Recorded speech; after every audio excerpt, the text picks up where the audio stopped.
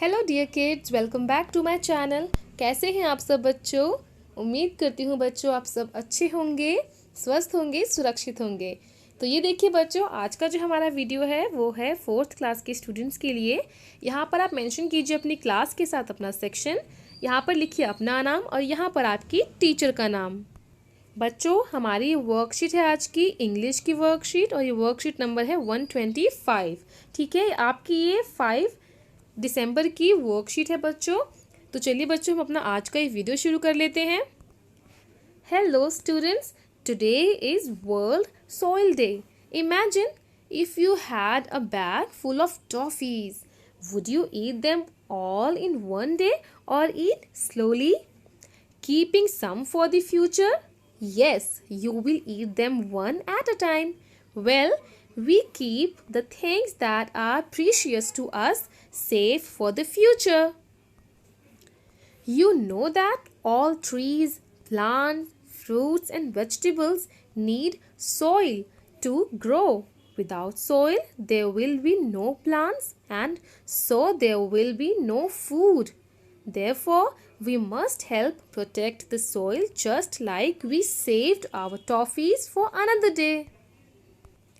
तो ये देखिए बच्चों, आज है वर्ल्ड सॉइल डे। ठीक है, जो मिट्टी है उसकी सुरक्षा, उसकी देखभाल, उसकी देखरेख हमें किस तरीके से करनी चाहिए, इस चीज़ के अवेयरनेस के लिए आज का दिन यानी 5 दिसंबर का दिन वर्ल्ड सॉइल डे के रूप में मनाया जाता है।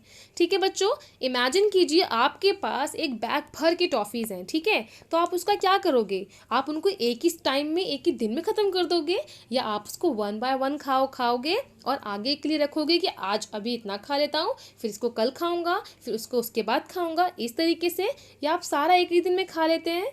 नहीं ना, आप उसको सेव करते हैं फ्यूचर के लिए, आगे के लिए कि मैं अभी इतना खाऊंगा और कल परसों उतना। ठीक है, तो इसी तरीके से बच्चों जो हमारे जो प्लांट्स हैं, ट्रीज़, ये सब जो चीज़ें हैं, फ्रूट्स, वेजिटेबल, इन सब चीज़ों को जो ग्रो करने के लिए क्या चाहिए होता है, सबसे इम्पॉर्टेंट होता है वो होता है सॉइल। ठीक है, जब हमारी सॉइल या मिट्टी ही ख़राब होगी, अगर वो अच्छी नहीं होगी, अच्छी किस्म की नहीं होगी, उसकी क्वालिटी ही ख़राब होगी, तो जो उसमें प्लांट लगेगा वो ठीक से ग्रो नहीं कर पाएगा। ठीक है, जो प्लांट्स में हमारे वेजिटेबल्स और फ्रूट्स आएंगे वो अच्छी क्वालिटी की नहीं आएंगे, वो उसमें सारे न्यूट्रिशंस नहीं आ पाएंगे, क्योंकि मिट्टी में बहुत सारे न्यूट्रिशंस होते हैं और अगर मिट्टी ही ख़राब होगी तो उससे उगने वाला पौधा, उससे मिलने वाले फल और फूल, उसमें कोई अच्छी क्वालिटी नहीं रहेगी। तो फिर ये देखिए, जब अच्छी मिट्टी नहीं होगी तो अच्छे प्लांट्स नहीं होंगे और खाने के लिए कुछ भी नहीं होगा। तो इसीलिए हमें अपनी मिट्टी का जो सॉइल है उसको सेव करना बहुत ज़रूरी है, उसका ध्यान रखना बहुत ज़्यादा ज़रूरी है। जैसे कि हम अपनी प्रीशियस चीज़ों का करते हैं, जो हमारी पसंदीदा चीज़ें होती हैं हम उनका भी ध्यान रखते हैं ना, इसी तरीके से हमें अपनी मिट्टी को भी बहुत इसकी देखभाल करनी होगी और उसको बचाना होगा, उसको प्रदूषित होने से रोकना होगा। अब ये देखिए बच्चों, do you know it can take up to 1000 years to produce just 2 to 3 centimetres of soil. क्या आप सोच सकते हैं बच्चों, जो सॉइल होता है उसकी जो लेयर होती है वो सिर्फ 2 से 3 सेंटीमीटर तक ऊपर आने के लिए, बनने के लिए 2 से 3 सेंटीमीटर सॉइल बनने के लिए भी 1000 years लगते हैं। 1000 years, सोचिए कितने लंबा पीरियड है ये। और जब ये मिट्टी ख़राब हो जाती है, जब दोबारा आने में इसको सोचिए कितना अच्छा खासा टाइम इसमें जाएगा। ठीक है, अब यहाँ पर देखिए, planting new trees and plants keep the soil protected as the roots of trees और plants hold the soil together and do not let it wash away. तो ये देखिए, हम मिट्टी को ख़राब होने से या उसको नष्ट होने से किस तरीके से बचा सकते हैं। हम रोज़ हम अच्छे से प्लांट्स को लगा के, मिट्टी में हमें इस तरीके से प्लांट्स लगाने चाहिए, इतने ज़्यादा प्लांट्स लगाने चाहिए। और जब जितना हम प्लांट्स लगाएंगे, प्लांट्स लगाने का क्या फ़ायदा होता है, वो ये होता है कि जो प्लांट्स होते हैं ना बच्चों, वो मिट्टी को अपनी जगह पर रोक के रखते हैं। मतलब जो प्लांट्स की जो जड़ें होती हैं वो मिट्टी को खिसकने से, उसको बहने से, उसको नष्ट होने से रोकती हैं, उसको उसकी जगह पर स्थिर रखती हैं। तो इसलिए प्लांटिंग ट्रीज़, जो हम ट्रीज़ प्लांट करेंगे ना, तो इससे मिट्टी का जो लेवल है वो बना रहेगा, वो नष्ट नहीं होगी। So kids, now you know how important plants and trees are for us. Children, do you remember how the fir tree was not happy in this story? He thought he was not useful to anyone. But we know the importance of trees. Help us list down the uses of trees to make the fir tree happy and proud of himself. तो ये देखिए बच्चों, अब आपको पता चल गया ना कि प्लांट्स हमारे लिए कितने इंपॉर्टेंट हैं। प्लांट्स और ट्रीज जिनसे हमको बहुत सारी चीज़ें मिलती हैं। तो जैसे हमने बच्चों पिछली वर्कशीट्स में फर ट्री के बारे में बहुत सारी वर्कशीट्स किए थे। आपको पता होगा उस स्टोरी में क्या था कि किस तरीके से फर ट्री जो था वो अपने बॉडी से जो उसकी लीव्स थे, निडल टाइप की जो उसके लीव्स थे, वो उससे हैप्पी नहीं था। ठीक है, मगर जब हमें उसको पता चला कि उसका वो जो निडल वाला जो लीव्स उसके लिए कितना यूज़फुल है, तब उसको लगा कि नहीं, मैं जैसा हूँ वैसा ही ठीक हूँ। जो उसने 4 विशेज़ मांगी थी, उसने दोबारा से अपनी विशेज़ वापस ले ली और ये कहा कि मैं जैसा था मुझे वैसा ही बना दो। ठीक है, तो इस तरीके से बच्चों हमें पता चला कि ट्रीज़ कितने इंपॉर्टेंट होते हैं। ट्रीज़ का बहुत इंपॉर्टेंट रोल है हमारे सबकी लाइफ में। यहाँ पर देखिए, हमें कुछ चीज़ों को लिस्ट डाउन करना है जो हमको ट्रीज़ और प्लांट से मिलते हैं। जैसे यहाँ पर हमें एक एग्जाम्पल दिखा रखा है, trees gives us oxygen to breathe. इसके अलावा बहुत सारी चीज़ें हैं जो हमको ट्रीज़ से मिलती है। तो चलिए यहाँ पर हम उन चीज़ों को लिस्ट डाउन कर लेते हैं बच्चों। तो यहाँ देखिए बच्चों, ट्रीज़ के बहुत सारे यूजेस होते हैं, मगर यहाँ पर हमने कुछ को लिस्ट डाउन किया है। देखिए, जैसे यहाँ पर फर्स्ट पॉइंट है हमारा, trees gives us fruits for food. जो ट्री होता है वो क्या देता है हमको? हमें देता है फ्रूट्स, फूड खाने के लिए। ठीक है, ट्रीज प्रिवेंट सॉइल इरोजन। जो ट्री होता है वो मिट्टी को नष्ट होने से, उसको बहने से रोकता है, क्योंकि जो ट्रीज की जो जड़ें होती हैं वो मिट्टी को जकड़े रहती हैं, जिससे मिट्टी अपनी जगह से खिसकती नहीं है, मिट्टी नष्ट नहीं होती। ठीक है, trees give us shade and shelter. जो पेड़ होते हैं बच्चों, वो हमें क्या देते हैं? वो हमें छाया देते हैं, है ना। जब हम अब देखोगे एक जो ट्री कहीं पर होता है तो उसके आसपास कितनी छाया होती है ना वहाँ पर। इस तरीके से जो ट्रीज होते हैं वो हमें देते हैं शेड एंड शेल्टर। इसके बाद देखिए बच्चों, trees give us timber for construction.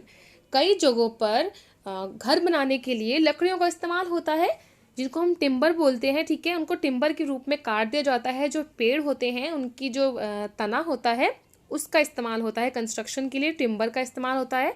तो इस तरीके से हमको पेड़ से मिलता है टिम्बर। फिर उसी तरीके से बच्चों यहाँ देखिए, trees provide fuel for cooking. Tree जो होता है उससे लोग इसको एक तरीके से कुकिंग के लिए भी इस्तेमाल करते हैं, क्योंकि जब कई लोग लकड़ी जलाकर लकड़ी पर खाना पकाते हैं, है ना। लकड़ी में मतलब चूल्हे में लकड़ी डालकर उस पर खाना पकता है लोगों का, तो वो फ्यूल का काम करता है। ठीक है, अब यहाँ पर देखिए आगे, trees gives us pulp for making paper. ये तो हम सबको पता है ना बच्चों, जो पेपर्स बनते हैं वो पेपर बनते हैं लकड़ी की बुरादों से। ठीक है, तो इस तरीके से यहाँ पर हमने ट्री के जो यूजेस हैं, जो हमारे डेली लाइफ के लिए सब चीज़ों के लिए बहुत इंपॉर्टेंट है, यहाँ पर हमने लिख लिए, हमने लिस्ट डाउन कर लिए हैं। इनको आप देख लीजिएगा बच्चों। चलिए अब हम आगे बढ़ते हैं। अब आगे देखिए बच्चों, there are number of stages through which a seed grows and becomes a plant. Look at the picture given below and arrange the steps of how a plant grows in the correct order and rewrite them. तो यहाँ देखिए बच्चों, यहाँ पर हमको stages दिए गए हैं कि किस तरीके से एक सीड से एक प्लांट बनता है।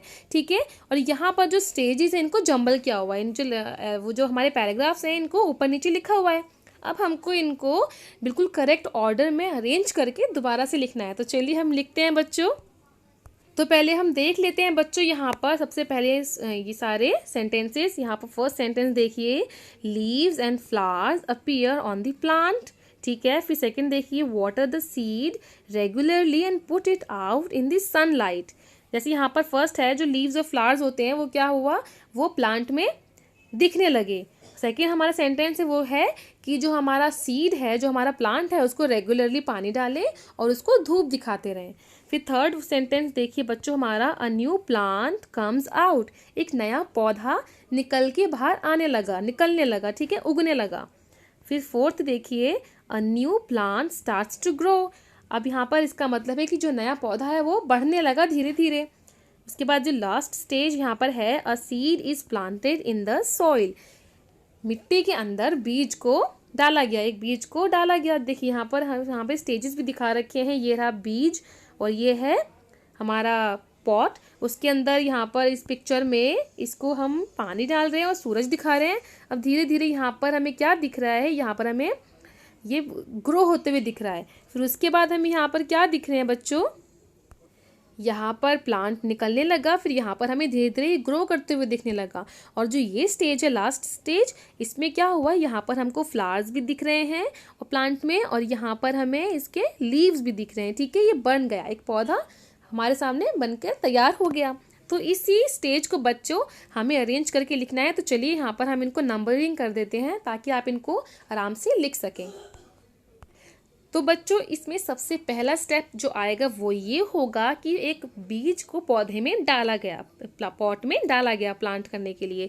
तो सबसे फर्स्ट पॉइंट होगा a seed is planted in the soil. तो ये जो हमारा फर्स्ट स्टेज है वो है ये नंबर ई पे लिखा है, ये है हमारा फर्स्ट स्टेज। ठीक है, इसको आप कीजिए नंबर 1, सबसे टॉप पे आप ये लिखेंगे। उसके बाद देखिए बच्चों, इसके बाद आएगा नंबर 2 पे आएगा ये जो हमारा चीज़ है।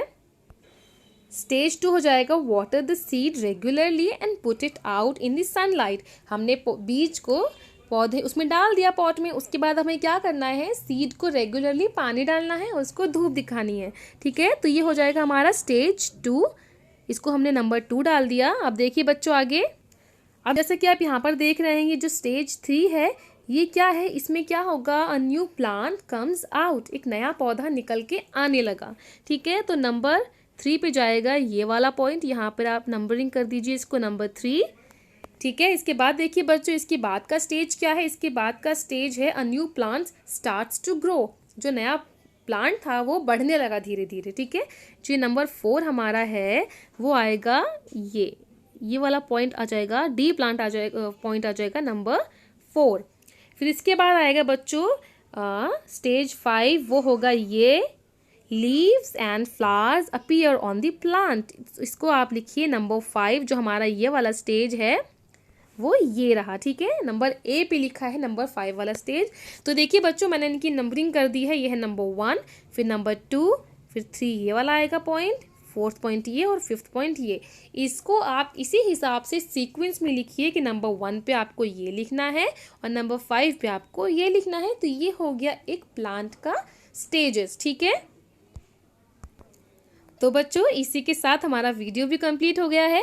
उम्मीद करती हूँ आपको मेरा वीडियो अच्छा लगा होगा। अगर आपको मेरा ये वीडियो अच्छा लगा है तो मेरे वीडियो को बच्चों लाइक कीजिए, इसको ज़्यादा से ज़्यादा अपने दोस्तों तक पहुँचाइए, इसको ज़्यादा से ज़्यादा शेयर कीजिए बच्चों। और अगर आपने अभी तक मेरे चैनल को सब्सक्राइब नहीं किया है तो मेरे चैनल को सब्सक्राइब भी ज़रूर कर दें। चलिए जल्द ही मिलूंगी आपसे एक नए वीडियो के साथ। तब तक पढ़ते रहें, बढ़ते रहें। थैंक्स फॉर वॉचिंग और हाँ, अपना ख्याल रखिएगा।